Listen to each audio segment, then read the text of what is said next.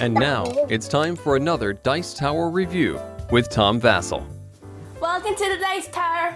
I'm Melody, and this is my dad, and today we're reviewing Vampire Empire. Say that 5 times fast. Vampire Empire, Vampire Empire, Vampire...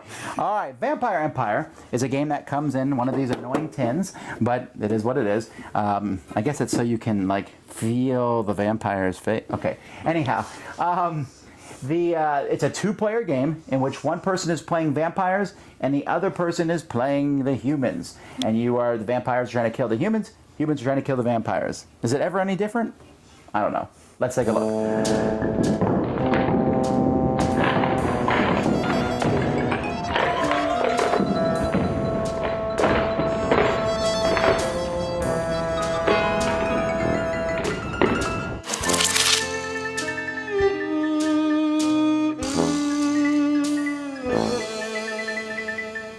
This is one of the few games that I know of where the game actually comes with sleeves for the cards, or at least for the different characters in the game. There are 9 different characters in the game, and they come with these custom sleeves. And so one side of the sleeve shows the person as a human. There's the beautiful lady, and she's drinking her wine. And then on the other side, she's a vampire! And now her wine has turned into a cup of blood. And her fingernails might be a little bit longer, or they're reddish. It's really odd, kind of how slight differences the different people are. For example, the Lord here he is a lord, and when he's a vampire, there's a little stream of blood coming out of his mouth, and that's basically it. It's odd. I thought they'd make him look a little bit more vampire-y.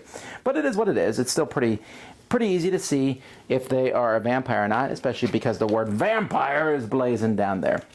Now, of these 9 people, 3 of them actually are vampires. At the beginning of the game, the vampire player, one player plays vampires and takes this deck, the night deck, and the other person plays the good people and takes the sun deck. But they'll take these tokens and put them in a bag, and the vampire player will draw 3 of them, and he'll look. Ooh, the officer is a vampire. So is the monk, and so is the lord. I knew it. Okay, he puts those face down.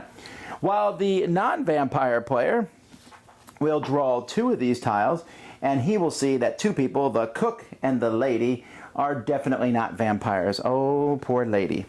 The 9 cards are shuffled. 3 of them are placed face up. These 3 are considered the castle.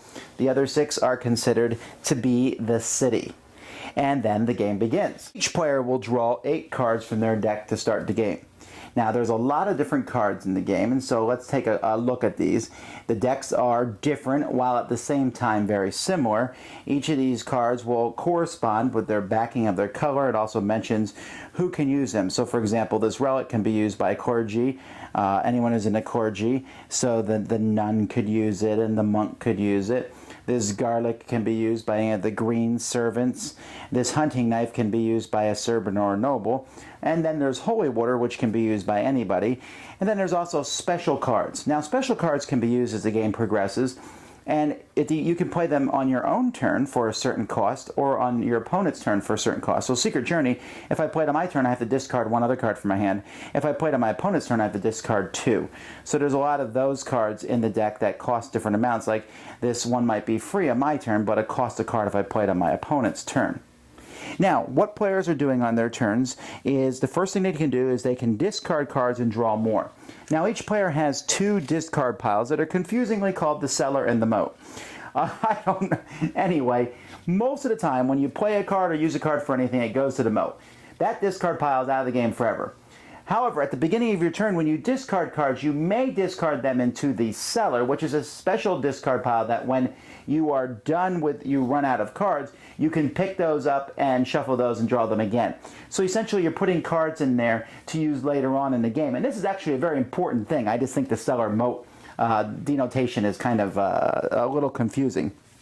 Then the active player on his turn may reveal the identity of a vampire. He might just say, hey, by the way, the Lord is a vampire. Now, why in the world would he do that? Well, there's a few reasons. One is because, and the main one, is there's a lot of cards that he has that are attack cards that can only be used by a revealed vampire. But at the same time, he may not want to do that because then the bad guy knows who he is. I mean, the good guy knows who he is. The vampire also can hide one of the characters. He can play 3 of those vampire combat cards I just showed you to take a character from the castle and stick them under the city and draw a new one. Now the other guy will sit there and go, "Now, did he just stick a vampire under the deck? Was he trying to bluff me there? Why did he put that person under? Was he trying to protect them? Was he trying to bring out another vampire? What was he trying to do?" The human player can use holy water. So if they have a couple holy waters, they can play them, and basically they can say, "Is this a vampire?" And then the vampire player has to tell them truthfully whether that person is a vampire or not. And then finally, and one of the actions that you can do, there's different actions, and I mentioned that hiding the characters in action, using holy waters in action, but most of the time action is combat, where you will pick one person in the castle to attack another person in the castle. When you do that, you then play cards. As many cards as you want as the attacker. These cards have values at the top. The defender plays cards. If the attacker is more than the defender loses. If not, the defender survives and you fight another round of combat, also using cards. And then perhaps the defender will still be alive, and then that's fine. You go to the other person's turn. Otherwise, they die, and then the vampire lord will tell you whether they were a vampire or not. And then you continue on. And so you have all these different things that you are doing. Holy water can only be used against revealed vampires, but at the same time as a weapon, and vampires themselves can use different things. There's possibilities to put +1 of defense or attack on different characters, or +2 attack or +2 defense from different cards, and you continue on. Now the game is going to end in a few ways. First of all, if you kill all the humans or all the vampires, then the other person wins. So if I'm the vampire and I kill all 6 humans, I win. If all 3 people in the castle are revealed vampires, then the vampire player will win. I haven't seen that happen yet. Or if both players run out of cards, then we see the surviving characters. The human gets 1 point for each surviving human, and the vampire gets 2 points for each surviving vampire, and the player with the most points wins, and it is possible in that point to be a tie. If one person runs out of cards before the other person, you can play as many cards as you want, laughing at the other person as you go along. All right, Melody, what do you think of the game? Before I started playing this game, I thought it would be a little bit like the game Werewolf, where the vampire would pick someone to die and you had to figure out who the vampire was. But it was not like Werewolf at all. It was actually kind of boring, in my opinion, because the cards were almost all the same, where it was in the human's palace, all either just holy water or something to help, instead of yeah. Okay, listen, this is a very critical point about this game. This is one of those games that you cannot judge really on only one play, which Melody is doing, but that's my fault because I only played it once with her. But that's fine. I almost think that a game should make a very good impression. This one on the first play, you're like, is that it? Well, it really isn't. I played it multiple times, and the game gets better as you play it more, because you start to see how everything works together. You have to see when to save cards, when to play cards, when to make attacks, when to do deduction. It's a really tight game when it comes down to it, in a sense that you can't afford to waste one card in this game. And it's really tough for both players. At first, whatever side you're playing, you'll think the other side has the advantage, and they don't. The vampire has to know when to reveal vampires. It's critical, because he can play those vampire cards. But he can't reveal it too early, and he can't reveal it too late. He also has to know, when to kill people off. If he just starts willy-nilly killing someone, how many cards is he going to waste? And there's this kind of game in which you're trying to make the other person run out of cards, because the game is very easy to run out of cards.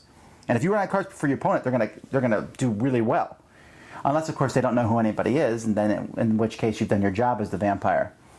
Very good. It's an asymmetrical game.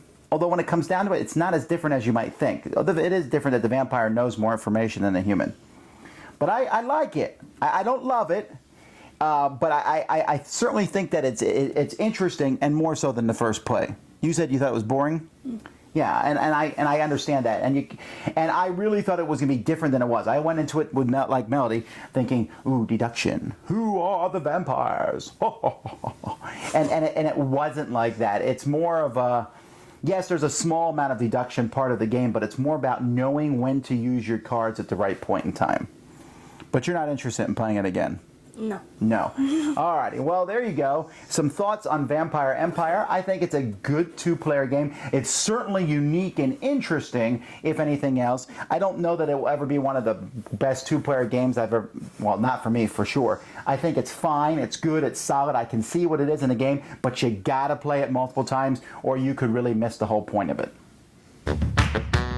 Thanks so much for watching the Dice Tower videos. Find more great videos and reviews, as well as our top-rated audio podcast at Dicetower.com.